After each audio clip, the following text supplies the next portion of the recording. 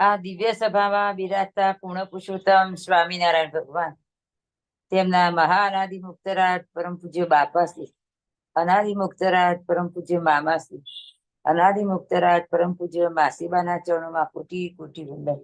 આ સભામાં વિરાજિત દરેક ભક્તોને મારા ઘણા હેતી જય સ્વામિનારાયણ. સ્વામિનારાયણ હરે. વચનામૃત ગઢડા મધ્યનું છઠ્ઠું. વિધિ નિષેધનો વિભાગ સત્ય છે તેની સમજ. ચિત્તના સ્વભાવનું વર્ણન. સ્વામિનારાયણ હરે સંવત 1878 શ્રાવણી અષ્ટમી દિવસ સ્વામી શ્રી સહજાનંદી મહારાજ શ્રી ગઢડા મધ્યે દાદા ખાચરના દરબારમાં શ્રી વાસુદેવ નારાયણના મંદિરની આગળ વેદી પર વિરાજમાન હતા ને સર્વે શ્વેત વસ્ત્રો ધારણ કર્યા હતા ને પોતાના મુખારવિંદની આગળ પરમહંસ તથા 33 હરિભક્તની સભા ભરાઈને બેઠી હતી ને પરમહંસ તાળ મૃદંગ લઈ કીર્તન ગાતા હતા. પછી શ્રીજી મહારાજે કહ્યું છે કીર્તન રાખો, હવે ભગવદ વાર્તા કરીએ. પછી સર્વ મુનિ હાથ જોડીને બેઠા. પછી શ્રીજી મહારાજ બોલ્યા, આ સંસારમાં કેટલાક યૌવન સરખા જીવ હોય તે એમ કહે છે જે ગંગાજીનું પાણી બીજું પાણી બે સરખા જણાય છે ને શાલગ્રામ ને બીજા પાણા તે સરખા જણાય છે, તેમજ તુલસી ને બીજા ઝાડ તે સરખા જણાય છે ને બ્રાહ્મણ ને શૂદ્ર છે તે પણ સરખા જણાય છે અને ઠાકોરજીની પ્રસાદી અન્ન ને બીજું અન્ન તે બે સરખા જણાય છે ને એકાદશી ને દિવસ ભૂખ્યા રહે ને બીજે દિવસે ભૂખ્યા રહે તે બે સરખા જણાય છે અને સાધુ ને અસાધુ બે સરખા જણાય છે. તે માટે આ વિધિ નિષેધનો જે વિભાગ તે મોટા પુરુષ કહેવાય તેને સારું શાસ્ત્રમાં કહ્યું હશે એમ દુષ્ટમતી વાળા જે જીવ છે તે કહે છે. માટે સર્વ સંતને આ પ્રશ્ન પૂછીએ છીએ જે એ વિધિ નિષેધનો વિભાગ મોટા પુરુષે શાસ્ત્રમાં કયો છે તે સાચો છે કે કલ્પિત છે? જય સ્વામિનારાયણ. પૂર્ણ પુરુષોત્તમ શ્રી સ્વામિનારાયણ ભગવાન, અનાદિ મહામુક્તરાજ બાપાશ્રી, અનાદિ મુક્ત નાણમામા તથા માસી તથા સર્વે સંતો હરિભક્તોના ચરણોમાં કોટાન કોટી વંદન સહ જય સ્વામિનારાયણ. આ સભામાં જોડાયેલા સર્વે મુક્તોને હેતપૂર્વક જય સ્વામિનારાયણ સંવંદન. વચનામૃત ગઢડા મધ્યનું છઠ્ઠું. સંસારમાં આસ્તિક અને નાસ્તિક બે પ્રકારના લોકો હોય. આપણે આ સામાન્ય દ્રષ્ટિની વાત કરીએ છીએ. બાપાશ્રીની દ્રષ્ટિએ તો આસ્તિક ને નાસ્તિકની પાછી વ્યાખ્યા એકદમ જુદી જ છે. એ બહુ ઊંચી વાત છે. આ સામાન્ય વાત છે. તો કે સંસારમાં કેટલાય જીવ એવા હોય કે ગંગાના પાણી ને બીજા પાણી એને સરખા કહે. આખું વર્ણન છે તો આપણને બધાને ખબર પડી જ ગઈ કે પ્રસાદીની વસ્તુ અને સાદી વસ્તુ એ બેમાં કોઈ ફેર લાગતો નથી. અને આજનો યુવા વર્ગ બધો એવો ન હોય પણ બહુધા એવું માનવા વાળો ખરો. મંદિરોની શું જરૂર છે, હોસ્પિટલો બંધાવો, એજ્યુકેશન આપો, એના ઉપર તો આજે લગભગ કઈ અને મોટા ભાગનો વર્ગ એવું જ માનવા વાળો થઈ ગયો છે. દાન દેવું તો ગરીબોમાં દેવું. તો આજે આપણા માટે આ જે વીક હતું, ઐતિહાસિક દિવસ હતો. બે રીતે ઐતિહાસિક છે. 22 જાન્યુઆરી 2024, 500 વર્ષના સંઘર્ષ પછી અયોધ્યામાં રામ જન્મભૂમિ ઉપર આપણને ફરીથી રામ મંદિરની તક મળી. આ અસત્ય સામે સત્યની જીત છે અને હિન્દુત્વનો વિજય છે. રામનું મંદિર છે એમ મહત્વ નથી. મંદિરો તો કદાચ આપણા દેશમાં આનાથી ભવ્ય પણ હશે, કદાચ, અને નિત નવા બનતા પણ હશે અને હજી બનશે. પણ આ મંદિર એટલા માટે વિશેષ હતું કે સત્ય સામે સત્યની જીત હતી, હિન્દુત્વનો વિજય હતો અને હિન્દુઓની સૂતેલી ભાવના, ચેતના જે હતી એને ફરી એકવાર જાગવાની તક મળી. અને આપણા પ્રધાનમંત્રીએ બધાને જે રીતે કીધેલું એ પ્રમાણે આખો દેશ એ રીતે જોડાયો અને ખરેખર દેખાણું કે હજી હિન્દુ જાગેલા છે. એનો ઘણો બધો પ્રભાવ પડે. આપણું વચનામૃત આપણે એના સંદર્ભમાં જ લીધું. ઘણો યુવા વર્ગ પણ એમાં જોડાયેલો હતો અને સહર્ષ જોડાયેલો હતો. તો આપણી જે ખોવાયેલી સંસ્કૃતિ છે પાશ્ચાત્ય સંસ્કૃતિ બાજુ આપણે જે વળતા જઈએ છીએ એમાંથી કંઈક અંશે પાછા વળશું. ઘણા નાના બાળકોની ટેલેન્ટ આપણને જોવા મળી. આપણે ખુદ વિચાર કરતા થઈ જઈએ કે આવડા નાના બાળકને આટલું જ્ઞાન ને આવી છટા જ્ઞાન એવું હોય અને અંદરથી જે ભાવ સહિત વાત કરે. આપણું મન પણ એકવાર વિચાર કરે જ કે આ કોઈ પૂર્વજન્મના કાર સેવક કે એવા કોઈ મોટા જ હશે કે જેને આટલી બધી શ્રદ્ધા છે. એટલે જે એવું કહેનારા હોય, અને વચ્ચે ઘણા બધા એવા આમ મોટા હોય પણ એવા થઈ ગયા નિરાકારવાદીઓ જે ભગવાનની મૂર્તિને પથ્થર કહે. અને એટલે મહારાજે આપણે એમના કીર્તનોને એમની વાતો સાંભળવાની ના પણ પાડેલી. તો અહીંયા વાત છે કે પ્રસાદીની વસ્તુ ને વગર પ્રસાદીની વસ્તુ, એ બેમાં ફરક શું? અત્યારે આપણે જે અયોધ્યા મંદિરમાં જે મૂર્તિ પ્રતિષ્ઠા કરી તો એ પથ્થર છે શાલિગ્રામનો પથ્થર. તો આમ પણ એવું કહેવાય કે શાલિગ્રામનો પથ્થર બહુ જ ઉર્જા વાળો હોય, જેવા તેવાને તો ઘરમાં પણ ન રાખી શકાય. એની યોગ્ય રીતે સાર સંભાળ થવી જોઈએ, યમ નિયમનું પાલન બરાબર થવું જોઈએ એની પૂજા કરનારને. પછી એની પ્રતિષ્ઠા થઈ. પ્રતિષ્ઠાના પ્રશ્ને પણ લોકોમાં જાત જાતના મત હોય. પ્રતિષ્ઠા આપણા દેશના પ્રધાનમંત્રીએ કરી, કોઈ સાધુ સંતે નથી કરી. તો એમાં પણ ઘણાને પ્રશ્ન હોય. પણ આપણા કેમ્બ્રિજ યુનિવર્સિટી ને એવી બધી મોટી મોટી યુનિવર્સિટીઓએ પણ આપણી જે આ ધાર્મિક શ્રદ્ધાઓ છે એને લઈને એ લોકોએ પણ સંશોધન કરેલા છે. કોઈ પાણી લઈને એની ઉપર એક ટાઈપનું કહીએ છીએ ને આપણે રેકીએ, અને આપણે બધા થાળ ધરાવીએ, ભગવાનને ઉઠાડીએ, ભગવાનને પોઢાડીએ. તો ઘણાને એવું હોય ને એ શું વળી આમ કરવાનું, ભગવાન થોડા જમે. એવો વર્ગ પણ ઘણો છે. અને હિન્દુ વર્ગમાં પણ એવો અત્યારે નાસ્તિક વર્ગ જોવા મળે. તો એ લોકોએ સાયન્સ વાળાએ પણ હવે પ્રૂફ કરેલું છે કે ના, આ બધું સાચું જ છે. અને આવી રીતે જ્યારે મૂર્તિઓની પ્રતિષ્ઠા થાય છે ત્યારે પ્રતિષ્ઠા કરનાર વ્યક્તિ એમાં દૈવત મૂકે છે. આ અતિ સામાન્ય જગત માટેની વાત. આપણે ગોપાળાનંદ સ્વામીની વાતમાં પણ આ વાત છે. હમણાં આપણું વતનામૃત પૂરું થશે એટલે લેશું ખરા ટાઈમે. તો એમાં પણ કીધું છે કે સત્પુરુષના લાવ્યા દેવ આવે છે, સત્પુરુષ મૂર્તિમાં દૈવત મૂકે છે. આ સ્પષ્ટ વાત છે. તો એ મૂર્તિ બની જાય છે. આગલા દિવસ સુધી પથ્થર હોય. બજારમાં જયારે આપણે મૂર્તિ લેવા જઈએ, કોઈ પણ મૂર્તિ, ત્યારે આપણે એનો ભાવ કરશું. 5,000ની હોય તેમ કેશું 4.5 રાખો, 4 રાખો. આ દ્રષ્ટાંત છે. પણ જેવી મંદિરમાં સ્થાપના થઈ જાય પછી એનું કોઈ મોલ હોતું નથી. એટલે કે અમૂલ્ય થઈ જાય છે એમ. એ કોઈ એનું માપ તોલ ન આવે, પછી એની કિંમત ન થાય એમ. તો કંઈક વિશેષ છે. ને જો એવું જ હોય કે બીજા પથ્થરમાં ને એમાં સરખો જ ભાવ હોય, તો જયારે આપણને દુઃખ દર્દ આવે ત્યારે તો ભલા ભગવાનના શરણે જાય છે. કોઈ ડોક્ટરના શરણે એ દ્રષ્ટિએ નથી જતા. ડોક્ટરના શરણે પહેલા જઈએ છીએ, જ્યાં સુધી, જેમ કે દ્રૌપદીએ છેલ્લો છેડો પકડીને રાખ્યો તો જ્યાં સુધી આપણને હજી એમ હોય કે આ ડોક્ટર કંઈક કરીને બચાવી દેશે, બચાવે. પણ છેલ્લે તો ડોક્ટર એ કહી દે હવે અમારા હાથમાં નથી, તમે ભગવાનને પ્રાર્થના કરો. ને મહદ અંશે મને બહુ હોસ્પિટલ તો આપણે જોઈ ન, પણ લગભગ તો આપણે જઈએ કોઈ હોસ્પિટલમાં તો ત્યાં પણ ભગવાનની મૂર્તિ હોય જ છે. એન્ટર થાય એવામાં જ ક્યાંક હોય. અને સેન્ટરમાં મોટી સરસ હોય, ત્યાં બેઠક વ્યવસ્થા હોય છે.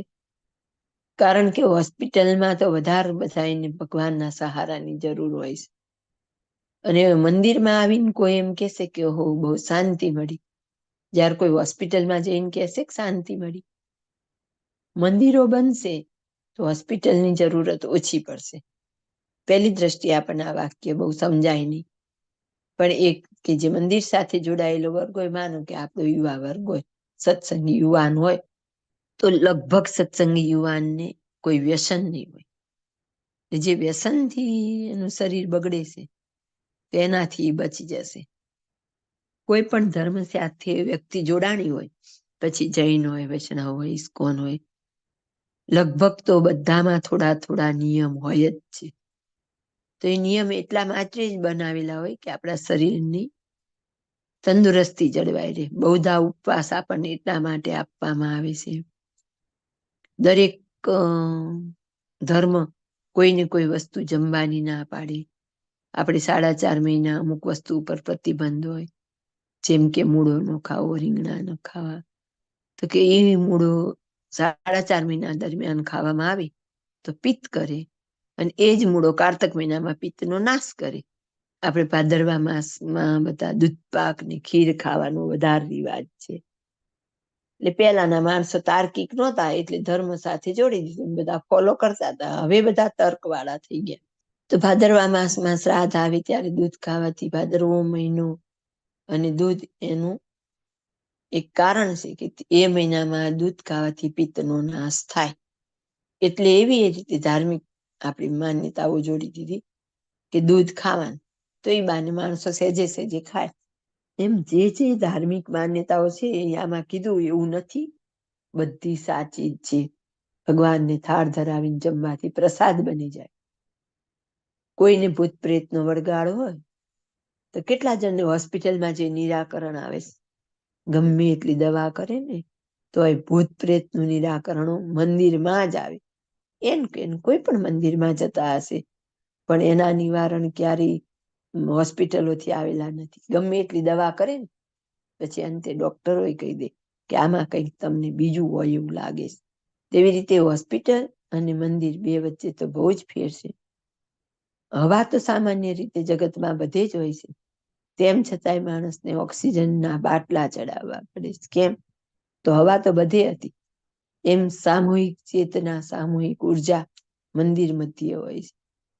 ખાલી આપણે ઉપર જે પ્રદર્શન કરેલું છે બાપાજીનું જીવન દર્શન, ત્યાં આપણે બુક રાખેલી છે, વ્યૂ બુક.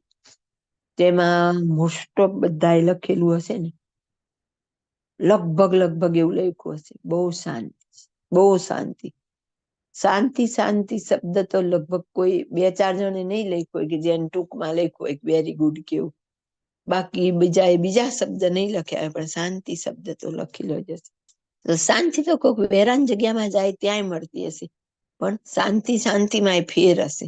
ત્યારે લોકોને અનુભૂતિ થાય છે. ઘણા તો બે આમ લમણે હાથ દઈને એમ કે બહુ શાંતિ, અદ્ભુત શાંતિ, કંઈક જુદી જ શાંતિનો અનુભવ લોકોને થાય. તો કેમ? ત્યાં મહારાજ એટલે કે મૂર્તિ, આપણા માટે મહારાજ, પણ બીજું મંદિર હોય ત્યાંની મૂર્તિ, અને એ મૂર્તિને પધરાવનાર સત્પુરુષનું દૈવત, જેવા સત્પુરુષે પ્રતિષ્ઠા કરી હોય એના પ્રમાણમાં એ મૂર્તિમાં દૈવત હોય. એટલે સત્પુરુષો તીર્થ કરવા જતા હોય કે તીર્થમાં અસંખ્ય લોકો આવે, એમના પાપ ત્યાં આવે. રજોગુણ તમોગુણ મિશ્રિત વાતાવરણ હોય ત્યારે તીર્થની દિવ્યતામાં ઘસારો આવે. સ્થાવર તીર્થ જ્યારે ઘસાય ત્યારે જંગમ તીર્થ એવા સત્પુરુષ ત્યાં પધારે અને એ તીર્થને સજીવન કરે. એટલે કે એના આ બધા મલિન દોષો હોય નાશ થાય અને પાછી એની દિવ્ય ઉર્જાનો વિકાસ થાય. એટલા માટે ત્યાં સત્પુરુષો પધારતા હોય છે. કોઈ પણ જયારે દેહ છોડે ત્યારે આપણે ગંગા જળ આપીએ છીએ. કઈ એવું નથી હોતું કે ગંગા જળ તો શુદ્ધ નથી, લાવું હું ફિલ્ટરનું આપું, ઓલી બોટલનું આપું. એ વખતે તો પાછા આપણે બધા આ વિધિ વિધાન માનીએ જ છીએ. વર્ષોથી આપણે આ સંસ્કૃતિ સાથે જોડાયેલા હોઈએ એટલે કદાચ મૌખિક પાછા બોલીએ, પણ પાછું જયારે કંઈક કરવાનું આવે ત્યારે તો વિધિ વિધાન, લગ્ન કરવા હોય ઘરમાં, નવા ઘરનું મુહૂર્ત કરવું હોય કે એવા કોઈ પણ કાર્ય કરવા હોય ત્યારે આપણે નાની મોટી વિધિ વિધાન સાથે જોડાયેલા જ હોઈએ છીએ. એટલે આખો પેરેગ્રાફ છે એ તો હજી એવો પ્રશ્ન હતો કે આ જે મોટા પુરુષે શાસ્ત્રમાં કહ્યું તે આ વિભાગ સાચો છે કે ખોટો છે. આપણને બધાને ખબર જ છે કે વિધિ નિષેધ તો સાચા જ છે, પણ વિધિ નિષેધમાં એ પછી એવું હોય, મારે જેટલા પાડવા હોય એટલા સાચા, અને જેમાં મારે નો પહોંચતી હોય, જેમ કે દ્રાક્ષ ખાટી છે એટલે પછી એને આપણે ખોટા કહીએ, પણ શાસ્ત્રમાં કહેલી વાતો ક્યારેય ખોટી હોતી નથી. જય સ્વામિનારાયણ. તે પ્રશ્નનો ઉત્તર નાના પરમહંસ હોય તે કરો. પછી નાના પરમહંસ હતા તે બોલ્યા છે, વિધિ નિષેધનો ભેદ તો સત્ય છે ને એમ ન હોય તો સ્વર્ગ નરક કેને માટે કહેવાય. પછી શ્રીજી મહારાજ બોલ્યા છે, નાના છે પણ સારી દિશ ઉપર સમજે છે. એમ કહી શ્રીજી મહારાજે એનો ઉત્તર કરવા માંડ્યો છે. મોટા પુરુષે જે શાસ્ત્રમાં પ્રતિપાદન કર્યું છે તે સર્વે સત્ય છે. ત્યાં દ્રષ્ટાંત છે. જેમ કોઈ એક મોટો સાવકાર હોય ને કોઈને ઊંડી લખી આપે ત્યારે કાગળમાં તો એકે રૂપિયો જણાતો નથી, પણ રૂપિયા સાચા છે. તે જ્યારે ઊંડી જે સાહુકાર પર લખી હોય તેને આપે ત્યારે એ ઊંડીમાંથી રૂપિયાનો ઢગલો થાય છે. તેમ મોટા પુરુષની આજ્ઞા કરીને જે ધર્મ પાળે ત્યારે હમણાં તો કઈ વિધિ નિષેધ વિશેષ જણાતું નથી, પણ અંતે મોટા પુરુષની આજ્ઞા પાળનારનું કલ્યાણ થાય છે. જેમ ઊંડીમાંથી રૂપિયા નિસરે છે તેમ. અને જે સમર્થ સાહુકારે ઊંડી લખી હોય અને તેનો વિશ્વાસ ન કરે તેને મૂર્ખ જાણવો, અને તેને તે સાહુકારના પ્રતાપની ખબર જ નથી. જય સ્વામિનારાયણ. હવે સામે પછી પરમહંસે જવાબ આપ્યો કે વિધિ નિષેધનો ભેદ તો સત્ય છે. જો સત્ય ન હોય તો આ સ્વર્ગ નરક લખ્યા, આપણે કહીએ તો ગોલોક, બ્રહ્મપુર, વૈકુંઠ, બદ્રિકાશ્રમ, તો આ બધું કોનામાં છે? એમ જો આવું કઈ હોય જ નહીં, અને તો પછી મનુષ્ય જન્મના આટલા ભેદ શા માટે? પશુની જેમ આપણે જીવીએ નહીં જો કઈ એવો ભેદ ન હોય તો. જો કે આ તો ઘણો વર્ગ એવો નાસ્તિકે હશે કે જે એમ કહેતા હોય કે કોણ જોવા ગયું છે, અને એટલે એવો ડર નથી, એવી પ્રાપ્તિનો કોઈ કેફ નથી, એટલે જ આપણે જીવન ગમે તેમ પશુની પાડે વિતાવીએ છીએ, કારણ કે મોટા પુરુષના વચનમાં વિશ્વાસ નથી. એટલે આગળ કહે છે કે મોટા પુરુષે જે શાસ્ત્રમાં પ્રતિપાદન કર્યું છે તે સર્વ છે. પછી દ્રષ્ટાંત આપે ઊંડીનું, તો કે ધર્મ પાડીએ છીએ તો અત્યારે આપણને એનું ફળ નહીં દેખાય, પણ આગળ જતા દેખાશે. બાપાશ્રી 102મી વાતમાં આપણને એવું કીધું, જે 5 વર્તમાન પાડે અને ઉપાસના બરાબર હોય તેના જમાન અમે છીએ. તો શું આવ્યું? 5 વર્તમાન પાડે ઉપાસના કરે તો એમના જમાન થઈ ગયા. તો વિધિ નિષેધ સાચા થયા કે નહીં? વિધિ નિષેધ જો સાચા ખોટા આપણે માનતા હોઈએ તો હજી જે આપણી ધાર્મિક માન્યતાઓ જોડાયેલી હોય, જેમ કે લગ્ન પ્રસંગે આવું આવું કરવું પડે, મરણ પ્રસંગે આવું કરવું પડે, એ તો બધું કરીએ છીએ. એમાં તો હજી આપણે કઈ જતું નથી કરતા. હજી આજના યુગમાં અમુક જે આવી ઓલી ગણેશ માટલી કરવાની ને, તો એ બધું બધા કરે જ છે. એ બધું તો કરીએ જ છીએ. ત્યાં તો પાછા વિધિ નિષેધ આવ્યા. તો આપણે એમ નથી કહેતા કે ના આવું એ મારે નથી કરવું. બાળકોના નામ પાડવા હોય, એવું બધું હોય ત્યારે પાછું વિધિ નિષેધ આવી જાય. એટલે આપણે પહેલેથી જ આપણી અંદર વિધિ નિષેધ પડેલા જ છે, પણ આધુનિક યુગના રવાડે ચડીને આપણે ધીમે ધીમે વિધિ નિષેધને ગૌણ કરતા જઈએ છીએ. તેમ છતાંય ક્યાંક ને ક્યાંક તો પાછા આપણા જીવનમાં થોડા ઘણા પણ વિધિ નિષેધ જળવાયેલા રહે જ છે. એટલે અહીંયા બાપ મહારાજ આપણને એમ કહે છે કે અત્યાર નથી દેખાતું, પણ જે મોટા પુરુષની આજ્ઞા પાડે તેનું કલ્યાણ થાય છે, અને જેમ ઊંડીમાંથી રૂપિયા નિસરે તેમ કલ્યાણ થાય. ને સમર્થ સાહુકારે ઊંડી લખી હોય તેનો વિશ્વાસ ન કરે તે મૂર્ખ જાણવું. એ મહારાજ અને મુક્તોએ જયારે આવા વચનો લખેલા હોય અને આપણે વચન ઉપર વિશ્વાસ ન કરીએ અને આપણી મનમાની કરીએ તો આપણા જેવું મૂર્ખ કોણ? આ અવસર ચૂકી ગયા પછી આગળ કોઈ પ્રાપ્તિ થવાની નથી. અને આવી ઉત્તમ તક, આવી ઉત્તમ બુદ્ધિ, એવું એ નથી કે ભગવાને આપણને ઓછી બુદ્ધિ આપી છે, પૂર્ણ બુદ્ધિ આપી છે. આવો સરસ યોગ આપી દીધો, સમય આપી દીધો, આવું જ્ઞાન આપી દીધું, અને તો પણ આપણે કેટલી ભૂલ કરીએ છીએ. તો કે બધું જ કરવા તૈયાર છે. ઘરમાં સુખી હોઈએ તો ઘણા તો સોનાની મૂર્તિ પણ કરાવી શકે, મહારાજની, મુક્તોની. આખો એક રૂમ ભગવાનનો જુદો બનાવી શકે, પોતાના ખર્ચે મંદિર બનાવી શકે, કરોડો રૂપિયાનું દાન આપી શકે. ઘણા તો વ્રત ઉપવાસ પણ કરે, પણ પંચવર્તમાન પાળવાની વાત આવે તો નહીં. કોઈ વિચાર નથી કરતું, હિંમત નથી કરતું. એવું નથી કે સાવ નથી કરતા, પણ જે ક્વોન્ટિટી હોવી જોઈએ એ ક્વોન્ટિટી નથી. ક્વોલિટી તો ઓછી જ છે, પણ ક્વોન્ટિટી પણ ઓછી છે. કેમ? તો કે ખબર નહીં, આપણે આ વાક્યને પકડવા જ તૈયાર નથી. દુઃખ હોય તો ભગવાન પાસે જવાનું, એ બધી વાત સાચી, પણ એમણે કીધેલા નિયમ પાળવાના એ નહીં. આપણું મન આમ ખબર નહીં કેમ બેઠું જ થતું નથી કે આ કઈ થાકી ગયા કે આજ્ઞા નહીં પાડો તો તમારે અને અમારે કોઈ લેવા દેવાની, તો પણ આપણને આજ્ઞા પડાતી નથી. જય સ્વામિનારાયણ. તેમ નારદ, સંકાદિક, વ્યાસ, વાલ્મીકી જે મોટા પુરુષ, તેના વચનો જેને વિશ્વાસ નથી તેને નાસ્તિક જાણવું ને મહાપાપિષ્ટ જાણવું. અને વળી જે નાસ્તિક મતિવાળા હોય તેને એમ સમજાય છે જે બીજા પાણામાં અને ઠાકોરજીની મૂર્તિમાં શો ફેર છે? સર્વ પાણા એક સરખા છે ને પરણેલ સ્ત્રી ને ન પરણેલ સ્ત્રી તેમાં શો ફેર છે? સર્વે સ્ત્રી સરખી છે. અને ઘરની સ્ત્રી ને મા બેન તેમાં શો ફેર છે? સર્વનો સરખો જ આકાર છે. અને રામકૃષ્ણ આદિ જે ભગવાનની મૂર્તિઓ તે પણ સર્વે મનુષ્ય જેવી છે. માટે અધિક ન્યૂન ભાવ તો માણસે કલ્પીને ઉભો કર્યો છે. તે શું કરીએ? માણસ પેલું રહેવું તે માણસથી હાય હા કઈ જોઈએ. પણ વિધિ નિષેધનો માર્ગ છે તે ખોટો છે એમ પાપી એવા નાસ્તિક તે પોતાના મનમાં સમજે છે.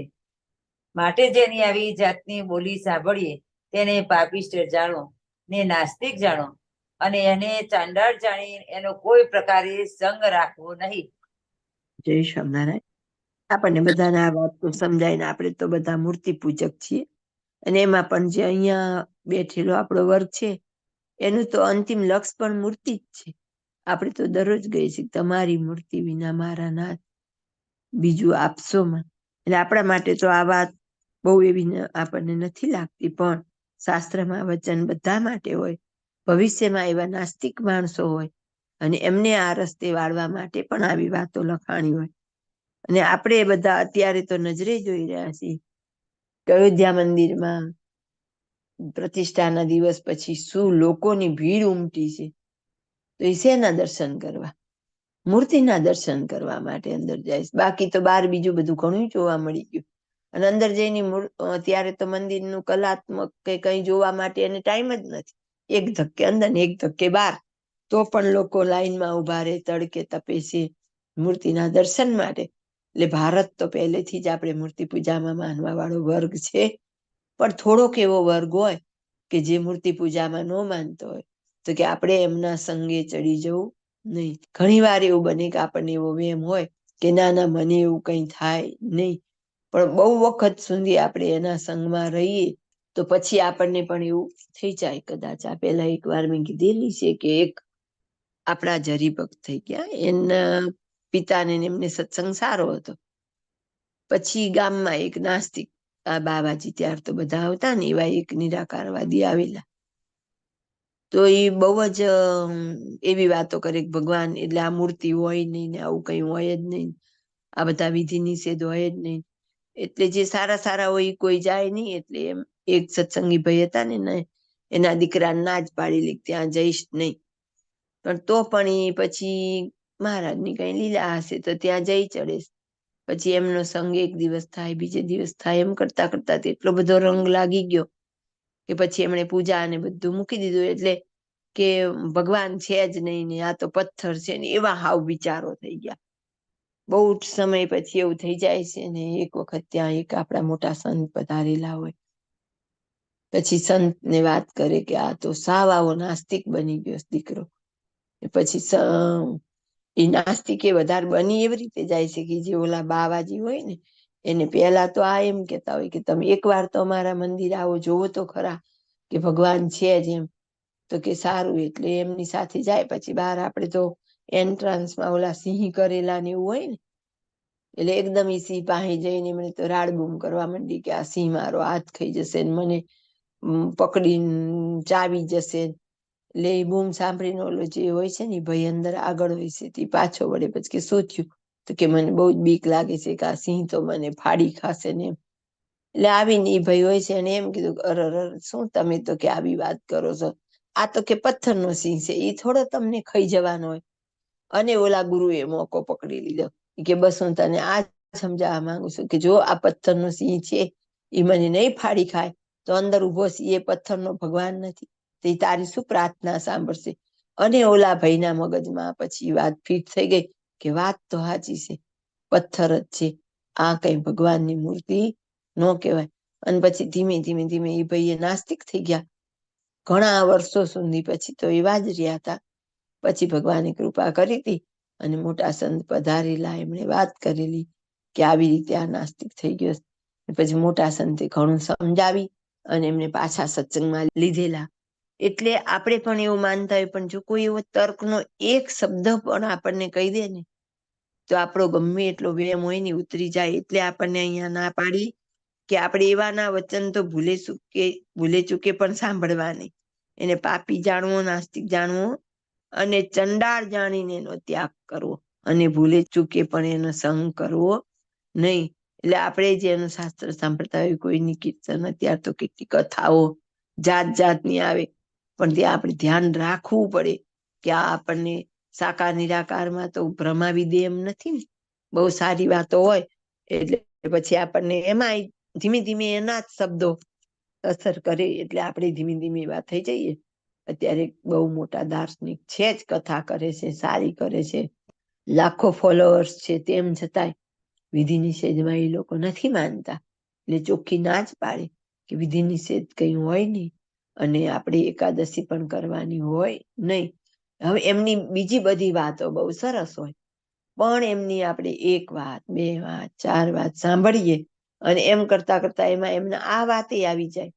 જેમ આપણે વાતે વાતે પંચ વિષય ને પંચવર્તમાન આવે તો કે જેની અંદર જે રસ ભરેલો હોય એ બહાર નીકળે, એમ એમને ઈ રસ ભરેલો એ નીકળે. આપણે એ 2-4 વાર સાંભળીએ, પછી એમની બીજી વાતો આપણને ગમતી હોય, એમનું કીર્તન ગાવાનો ઢાળ ને રાગ ને બધું આપણને ગમતું હોય ને આપણે આમ ડોલવા માંડતા હોય. એટલે ધીમે ધીમે પછી કેવું થાય, આપણા શાસ્ત્ર કે આપણી વાતો સાંભળવી ઓછી થઈ જાય, એનું ચિંતન મનન વધી જાય. અને એમ કરતા કરતા એમનો રહેલો કે એમનો બાંધેલો જે મતાંતર એ આપણી અંદર આવી જાય, અને આપણને ખબર ન પડે કે ચોર પગલે ક્યારે ઘૂસી ગયા અને ક્યારે આપણે પણ આ રસ્તામાંથી ચૂકી ગયા.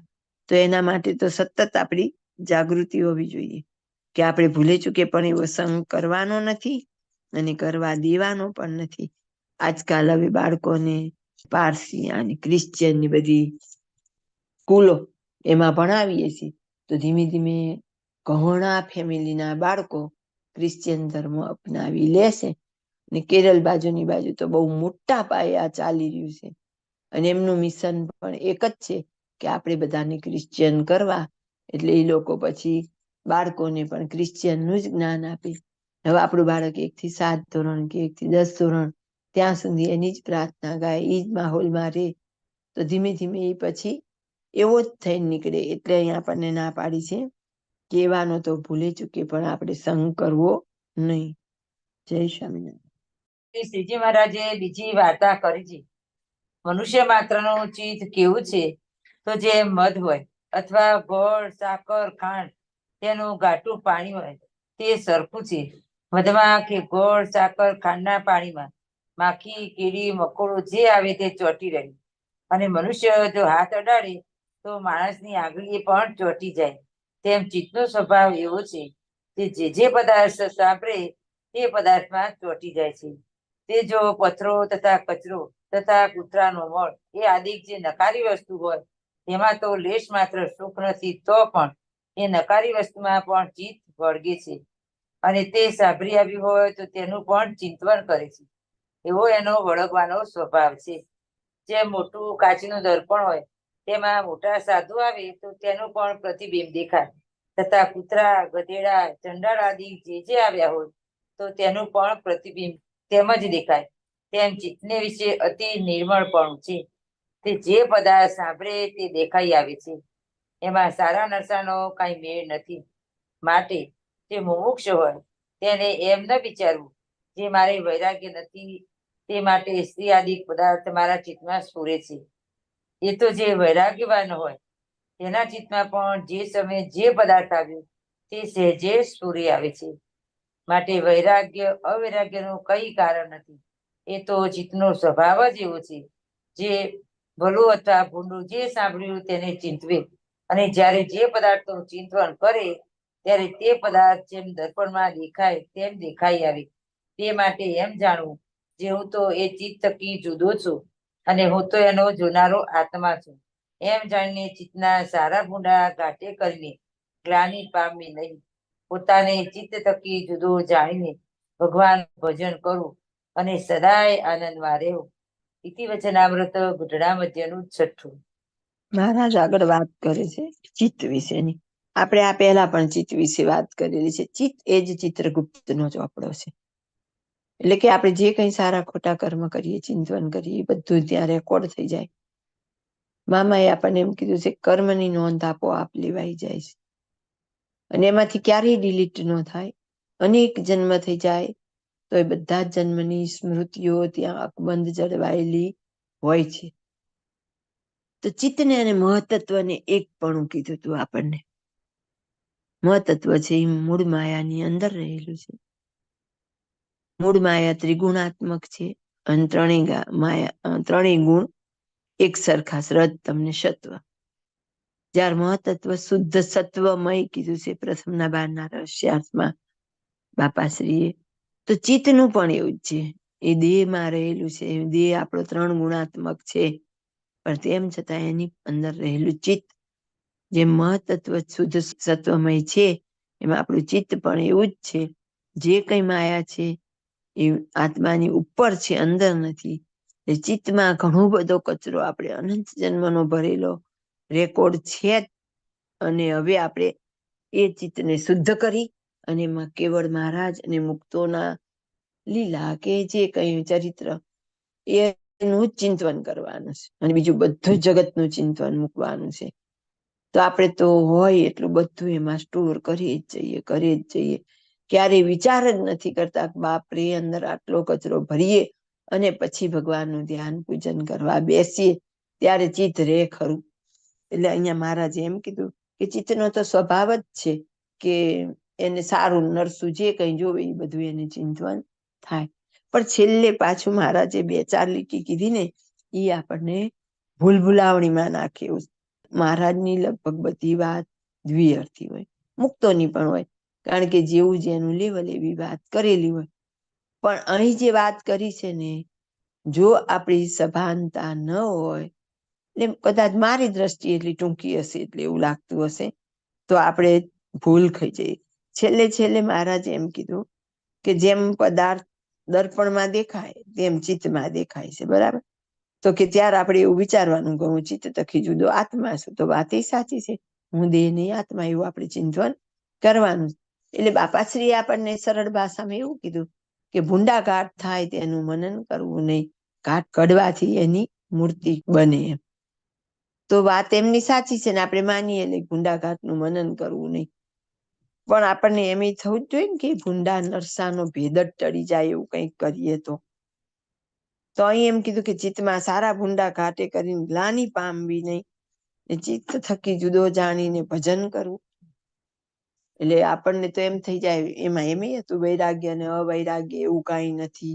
એટલે એમ કે જેને વૈરાગ્ય ન હોય એને ચિત્તમાં બધું ચિંતન થાય ને વૈરાગ્ય હોય એને ન થાય. આપણે બધા એવું પછી દલીલો કરીએ કે હોય હવે તો એટલે તો મહારાજે આપણને એમ કીધું છે કે આપણા જે ભૂંડા ઘાટ હોય એ ક્યાં જઈને કેવા, તો કે જેના ખુદના ટળ્યા હોય ને આપણા ટાળી શકે એવા હોય એવા ને કેવા. નહીતર બીજા તેમ કે તેવું જ હોય, બધાને એમ જ હોય, તો આપણને આપણું લાગે બધાને આમ જ હોય. પણ આ વચનામૃતમાં છેલ્લી 2-4 લીટીઓ ધ્યાનપૂર્વક જો ન સમજવામાં આવે તો ચોક્કસ આપણે ભમી જઈએ, એટલે કે આગળ પ્રગતિ ન થાય. ગમે એટલું ચિત્તમાં ચિંતન થાય તો આપણે તો અહીંયા મહારાજે આપણને ચોખ્ખું કીધું જ છે કે આપણને એનાથી જુદા આત્મારૂપ જાણીને આનંદમાં રહેવું. અને તો આપણે ક્યારેય ખરાબ ચિંતન છે એને ટાળવાનો જે કહીએ ને કે પ્રમાણિકપણે આપણો થવો જોઈએ એવો ઉપાય થાય નહીં. કારણ કે આ વાત સાંભળીને આપણે શિથિલ બની જઈએ. જ્યારે મધ્યનું 6ઠું વચનામૃત સભાનતા પૂર્વક વાંચવા સાંભળવામાં આવે, જો સભાનતા પૂર્વક, તો આમાં આપણે ઢીલા પડી જઈએ. અહીં ચોખ્ખું જ કીધું કે એવું ન હોય કે વૈરાગ્ય વાળા કે અવૈરાગ્ય વાળા, એ તો કે બધા એના ચિત્તમાં આવું ચિંતન થતું જ હોય એટલે આપણું તો તરત જ આનંદમાં આવી જાય કે મારે એકને જ આવા વિચાર આવે એવું નહીં. કીધું તો ખરું બધા એને આવતા જ હોય, એ તો બીજા આપણને જણાવતા ન હોય. તો પછી શું થશે? તો કે આપણે ગાફલ થઈ જશું. બીજું શું થશે? તો કે આપણે ચિત્તના ચિંતન બાજુ વિચાર જ સભાનપણે નહીં કરીએ કે જ્યાં ચિત્તનું ચિંતન હોય ત્યાં તો આપણો જન્મ આવે. તો એ ચિત્તના ચિંતનને એને જ્યાં હોય ત્યાંથી પાછું તો વાળવું પડે કે નહીં? હવે આ વાત આપણે જો મનમાં દ્રઢ કરી લઈએ તો આપણું મન ક્યારેય પાછું વળે નહીં, ચિત્ત પાછું વળે નહીં. એટલે જ્યારે મધ્યનું છઠ્ઠું વચનામૃત જાગ્રત અવસ્થામાં વાંચવામાં આવે, જાગ્રત એટલે આંખ ખુલ્લી હોય ને ઊંઘ ન આવે એવી નહીં, અંદરના મન ઇન્દ્રિયો અંતકરણ જાગૃત હોય અને સાંભળવામાં આવે અને એમ થાય કે કઈ વાંધો નહીં, એ તો થયા કરે, આપણને કઈ અસર ન થાય. ને અહીંયા તો કે મહારાજે કીધું કે વૈરાગ્ય વાળાને એવા વિચાર આવે, અને વૈરાગ્ય નો હોય એને આવે તો પછી આપણને તો આવે જ ને, આપણે એમ કરીને ઢીલું મૂકી દે. પણ આની સાથે સાથે હંમેશા મધ્યનું 7મું વચનામૃત એટલે કે આના પછીનું વચનામૃત કાયમ વાંચવું જોઈએ, અને આપણને જાગૃતિ હોવી જોઈએ કે મધ્યના છઠ્ઠામાં આવી રીતે વાત કરી છે કે આટલી બધી ચિત્તની વાત કરી હોય કે ચિત્ત આપણું સ્વચ્છ હોવું જોઈએ, સુંદર હોવું જોઈએ, શાંત હોવું જોઈએ. અને ચિત્તમાં તો આપણે કેટલા વિચારો, લગભગ બધાનો આ પ્રશ્ન હોય, એટલા વિચાર આવે, માળા કરવા બેવું, ધ્યાન કરવા બેવું, એટલા હજારો સંકલ્પ થાય છે, એટલે હિંમત હારી જઈએ આપણે, બેસવું જ નથી થાવું. આ કરતા તો હું વાંચું છું ને એમાં ઓછા આવે, આને કરતા માળા કરું ને તો ઓછા આવે, કીર્તન ગૌ તો ઓછા આવે, ધ્યાન કરવા બેસું ના આવે, એટલે આપણે પછી કાયર થઈ જશું. એટલે મહારાજે અહીંયા આપણને હિંમત દેવા માટે કીધું કે ભલે આવતા વિચાર, તમે હિંમત રાખો. તો મહારાજને એમ કે એમ હિંમતની વાતો કરીશું, એટલે આગળ જતા પછી પ્રમાણે ફોલો થશે. પણ કઈ એવી બધી વાત તો એ પ્રમાણે આપણે વિચારતા નથી. જય સ્વામિનારાયણ. રહસ્યાર્થ પ્રદીપિકા ટીકામાં પ્રશ્ન 2 છે, તેમાં બીજું કૃપા વાક્ય છે. તેમાં પહેલામાં શ્રીજી મહારાજે કહ્યું છે કે વિધિ નિષેધ સત્ય છે, અને મોટા પુરુષની આજ્ઞા પાળનારનું કલ્યાણ થાય છે, ને મોટા પુરુષના વચનો વિશ્વાસ ન હોય ને વિધિ નિષેધને ખોટા કહે તે પાપી, નાસ્તિક ને ચંડાળ છે, એનો સંગ રાખવો નહીં. બીજામાં ગાઢ સંકલ્પમાં ચિત્તથી પોતાના જીવાત્માને જુદો માનીને અમારું ભજન કરવું, એમ નવા આદરવાળાને હિંમત આપી છે. 2 બાબતો છે. ઇતિ રહસ્યાર્થ પ્રદીપિકા ટીકા સમાપ્ત. ઇતિ વચનામૃત ગઢડા મધ્યનું છઠ્ઠું થયું.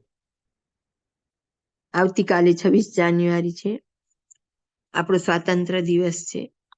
એમાં પણ એવું જ છે, અંગ્રેજોની ઘણા વખતની ગુલામી કર્યા પછી દેશ આઝાદ થાય છે, તો આપણે પણ અનેક આપણા ઇન્દ્રિયો અંતકરણના ગુલામ બની રહેલા છીએ. આપણા મધ્યના 12મા વચનામૃતની જે વાત છે, કાયાનગરને વિશે જીવ રાજા છે, તો આપણો ચૈતન્ય પણ આવી જ રીતે ગુલામ થઈ ગયો છે. એને પોતાના બળની ખબર નથી. એટલે મહારાજ પ્રથમના 20મા વચનામૃતમાં એવું કીધું, જોનાર પોતે પોતાને જોતો નથી, તે ઘેલામાં ઘેલો છે, નીચમાં નીચ છે, ને મૂર્ખમાં મૂર્ખ છે. તો એનો અર્થ એ છે કે આપણે પહેલા આપણા આત્મા સામે નજર કરવી પડશે, ને આત્માના શ્રેય માટે પંચ વિષયનો અભાવ કર્યા વિના છૂટકો નથી. પ્રથમના 18માં ના પાડી દીધી આપણને. ઘણા વચનામૃતમાં કીધું કે એને અન્ય લોકની પ્રાપ્તિ થશે, પણ અક્ષરધામ તો નહીં મળે. તો આ બધી જ વાતનો વિચાર કરતા છીએ ત્યાં ન ઉભા રહેતા, જો એક ડગલું આગળ વધીએ તો આપણે આ બધો જે પ્રયત્ન કરીએ છીએ એ આપણને થોડોક લેખે લાગે. હવે આ જે અત્યારે મંદિરની વાત હતી, મંદિરની પ્રતિષ્ઠા થઈ એ દેશવ્યાપી ઝુંબેશ હતી. ઘણા પાછા એમાંય વળી ઉપાસનાની વાતો લાવતા હોય, અને ઘણા આમ તો ન હોય પણ ક્યાંક કોક એવા હોય પાછા, હવે શું ફેર પડે, લઈને બીજે મંદિર બાંધી લઈએ, ઝઘડા મટાડી દઈએ, આ મંદિર થવું જોઈએ ન થવું જોઈએ, આપણે એમાં પાર્ટિસિપેટ થવું જોઈએ કે નહીં. તો એવા ઘણા બધા પ્રશ્નો ઉઠતા હોય. તો સંઘર્ષ શા માટે જરૂરી? પહેલી વાત તો નાસ્તિક હોય એને એમ હોય એવા તમારા રામ ભગવાન હોય મોટા, તો આમ કરીને બાબરી ઉડાડીને એમનું મંદિર ન બનાવી દે, એવું કહેનારા હશે. અને પેલા જયારે આપણે પરિપક્વ ન હોઈએ તો આપણને એમ થાય કે આ બધા આમ કરે છે, અને ભગવાન આમ કરી દેતા હોય તો. રાવણ સામે આટલું બધું યુદ્ધ લડ્યા, કૌરવો સામે કૃષ્ણ ભગવાન પોતે યુદ્ધ લડ્યા, પોતાની ક્યાંક શક્તિનો ઉપયોગ કર્યો, તો કે એક આમ દ્રષ્ટિ કરી હોત ને આખા સૈન્યને દુર્યોધનને પાડી દીધો હોત તો. પણ એવું નથી કરતા. કેમ? આપણી અંદર રહેલા ચૈતન્યને સબળ કરવા માટે નથી કરતા. તો મામાએ આપણને અમૃતસરિતા ભાગ 2 ના પ્રકરણ પણ 21માં આપણને કીધું, મહાભારત અને રામાયણ ગ્રંથો વાંચીએ તો ખબર પડે કે કેટલા બધા સંગ્રામો ખેલાયા. તો આપણે કોઈ આવો તર્ક આપણા મગજમાં થતો હોય કે આ શું આટલા બધા યુદ્ધ કરવાના, જો એ ભગવાન જ હોય ખરેખર. કારણ કે આજે વચનામૃતમાં એવું હતું ને કે ઠાકોરજીની મૂર્તિને બીજા પાણામાં શું ફેર છે એમ. તો કે ખરેખર ભગવાન હોય તો આમ આવીને રક્ષા ન કરે? આટલા બધા આપણા મંદિરો લૂંટાણા, તો અંદર ભગવાન હોય તો લૂંટવા શા માટે દીધા? મહાભારત શરૂ થાય અને પૂરું થાય ત્યાં સુધી એમાં આંતરિક અને બાહ્ય લડાઈ જોવા મળે છે. એવી જ રીતે રામાયણમાં પણ જોવા મળે છે. ભગવાન પ્રગટ થાય ત્યારે સત્ય અને અસત્ય વચ્ચેની લડાઈ ચાલે છે. એટલે કે આવી લડાઈ તો કાયમ ચાલવાની જ. હવેનું વાક્ય એ લડાઈ ચાલુ જ રહે છે. એટલે કે કાયમ માટે કોઈ પણ યુગ હશે, કોઈ પણ અવતાર આવશે, કોઈ પણ મુક્ત આવશે, ત્યારે દરેક પડે જેમ જેમ આપણે આગળ ચાલવું હશે ત્યાં બે રસ્તા જોવા મળશે. હવે આ સાચો કે આ સાચો, અને મનમાં એટલો દ્વંદ થાય, કારણ કે એક રસ્તો આપણે સાચો પકડવાનો છે, નહીતર આપણે અટકી પડશું. અટકી નહીં, ક્યાંક ભટકી પણ પડશું. તો એમ કે સત્ય અને અસત્યની લડાઈ ચાલુ જ રહે છે, હજુ પણ ચાલે છે, અને એ ચાલુ રહેવાની. અત્યારે પણ આપણને એમ હોય કે આ સાચું હોય તો પણ બાપા આમ કરી નાખે તો, બાપા આમ બતાવી દે તો, કાં તો આપણે જેની આ રેણ બનાવ હોય તે એ ખોટા જ છે અને ભગવાન આમ પાડી દેતા હોય તો. પણ એવું કંઈ થાય નહીં. જે સંસારની રીતો એ પ્રમાણે જ સંસાર ચાલ્યા કરે. બાપાશ્રી કહે છે કે સત્ય અસત્ય સામે પ્રતિકાર કરી ત્યારે જીવો સત્યને ઓળખી શકે.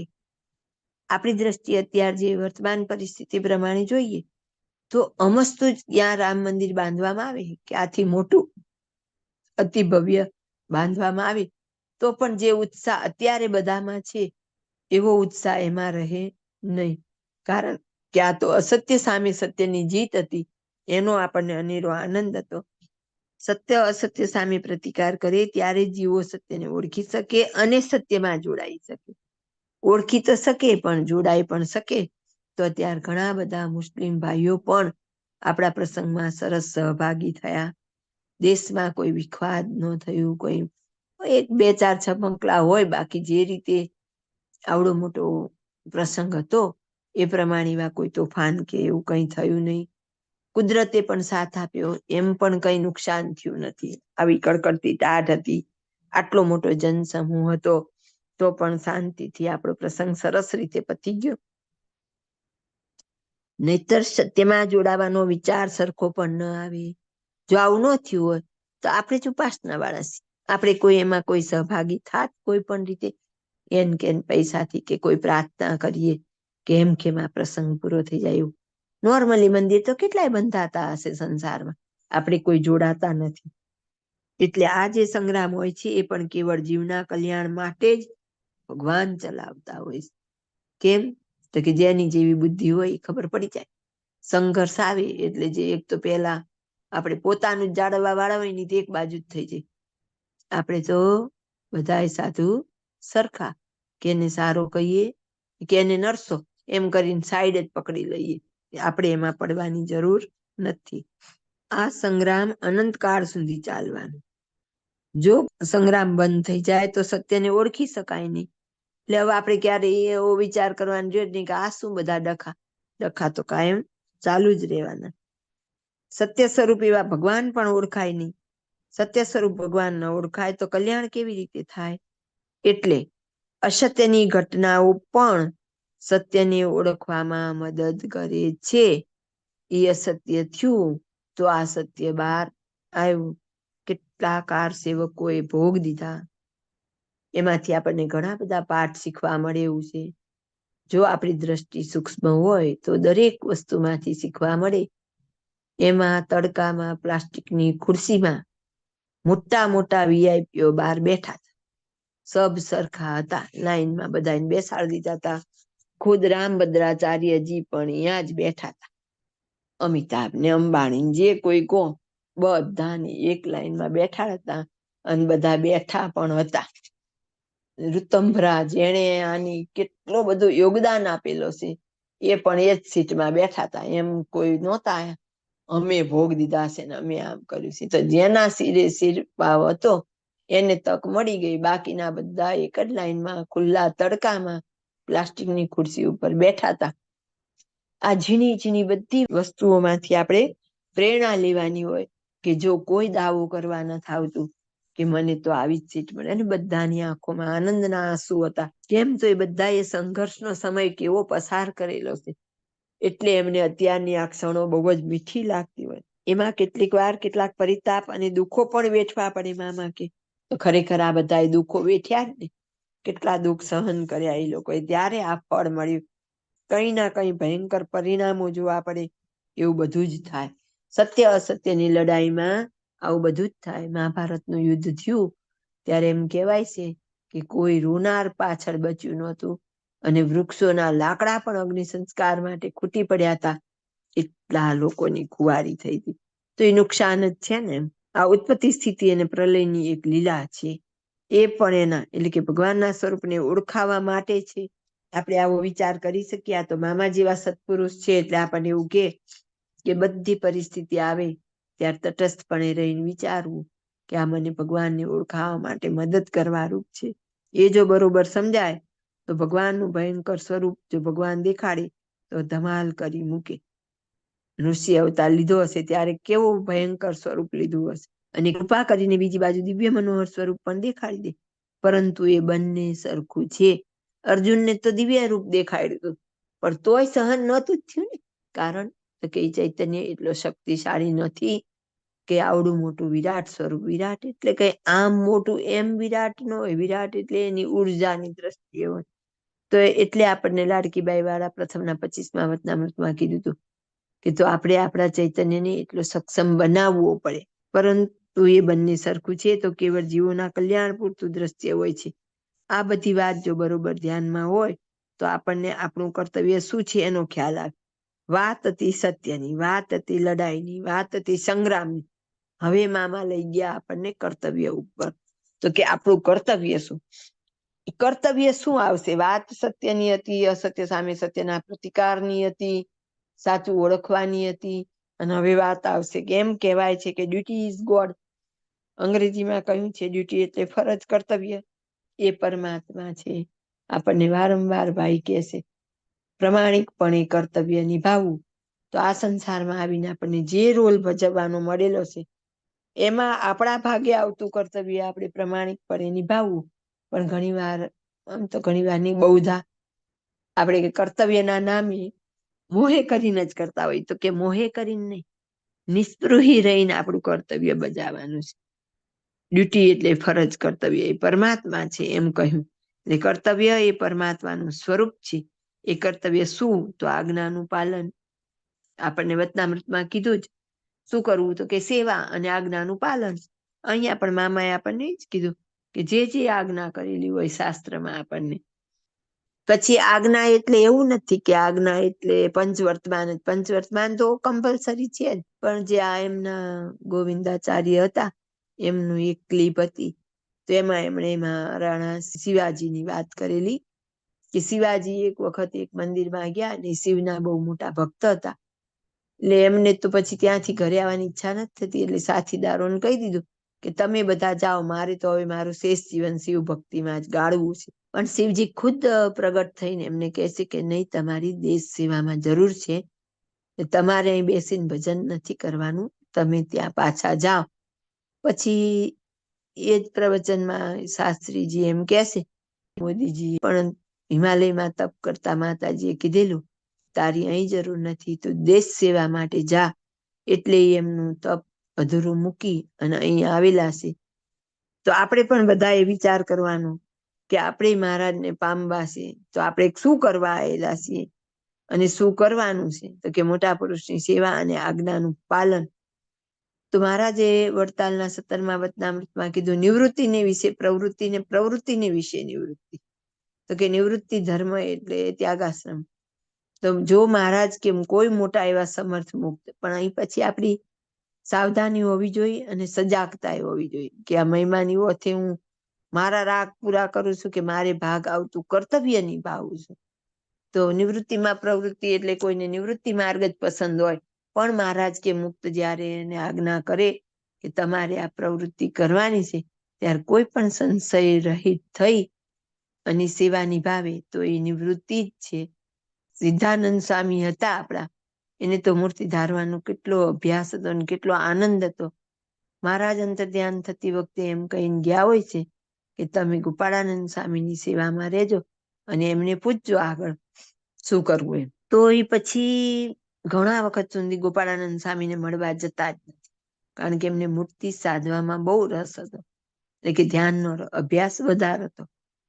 એટલે એમને એમ કે હું જઈશ તો ત્યારે તો આપણા સત્સંગની નવી નવી શરૂઆત હતી, ચારે બાજુ મંદિરો બનતા હતા, રસોઈ થતી હોય, એટલે એમ બધી કંઈક ને કંઈક સેવા તો કરવી જ પડે, એટલે કે અહીંયા જઈશ તો મને કંઈક સેવામાં જોડી દેશે, એટલે એ જતા જ નહીં. પણ તોય પછી એક વખત જાય છે, કારણ કે એમને સતત મનમાં યાદ જ હોય છે કે મને મહારાજે કીધું છે કે મારે ગોપાળાનંદ સ્વામી પાસે જવાનું, પણ બીક એ હતી કે મને સેવામાં જોડી દેશે. પછી બધી વાત કરે છે, પછી એમને સ્વામી કહે છે કે તમે મંદિર બાંધવાની સેવા ઉપાડો. હવે એમનો તો ક્યાં એક પણ પ્રવૃત્તિમાં નહીં પડવા વાળું એમનું જીવન સિદ્ધાંત, અને તોય પછી એમને અંદરથી જ એવું થાય કે મહારાજે મને કીધેલું જ હતું કે તમને ગોપાળાનંદ સ્વામી પાસે જજો, તો મારે હવે જવું પડે અને આ કામ કરવું પડે. અને પછી એમની રુચિ નથી હોતી, તેમ છતાં એ મંદિર બાંધકામના કામમાં જોડાય છે. ત્યારે એને વચને નિવૃત્તિ ને વચને પ્રવૃત્તિ કહેવાય. એટલે અહીંયા મામા આપણને એમ કહેશે આજ્ઞાનું પાલન એ કર્તવ્ય, અને આજ્ઞા એ ભગવાનની દિવ્ય વાણી, વાણી એ આજ્ઞા અને કર્તવ્ય પણ આજ્ઞા, અર્થાત ભગવાનનું સ્વરૂપ. એટલે ભગવાનનું સ્વરૂપ પણ આજ્ઞા. કેટલું મહત્વ! વાણી એ આજ્ઞા, સ્વરૂપ આજ્ઞા. તો કર્તવ્ય એ ભગવાનનું સ્વરૂપ થયું કે નહીં? કર્તવ્ય એટલે કોઈ પણ પ્રકારના સ્વાર્થ વગર કરેલું કાર્ય, એ સેવા નિસ્વાર્થ થવી જોઈએ. અર્થાત ભગવાનની આજ્ઞાનું પાલન, એ પાલન ઠાવકા રહીને, એટલે સાવધાન રહીને કરવું જોઈએ. શું કીધું આપણને? તો અંતે વાત હતી સત્ય ને અસત્યની, અને આવી ગઈ આજ્ઞા ઉપર. એટલે પહેલી શરૂઆત આપણી ક્યાંથી થવી જોઈએ? તો કે યમ નિયમ ધર્મનું પાલન થવું જોઈએ. જેમ મોદીજીએ પ્રાણ પ્રતિષ્ઠા કરી, પણ એના અગાઉ એમણે યમ નિયમ ધર્મનું પાલન કરી ને પોતાના દેહને પવિત્ર કરી દીધો, તો એવું આપણું પણ જીવન બનવું જોઈએ. મહારાજ અને મુક્તોના ચરણમાં પ્રાર્થના કરી કે આપણા સૌના હૃદયમાં આવું જ્ઞાન બરાબર લક્ષ્યાર્થ થાય અને આપણું જીવન પણ આવું બને, એવી મહારાજ અને મુક્તોના ચરણ કમળમાં પ્રાર્થના. જય સ્વામિનારાયણ. ઇતિ વચનામૃત ગઢડા મધ્યનું છઠ્ઠું થયું.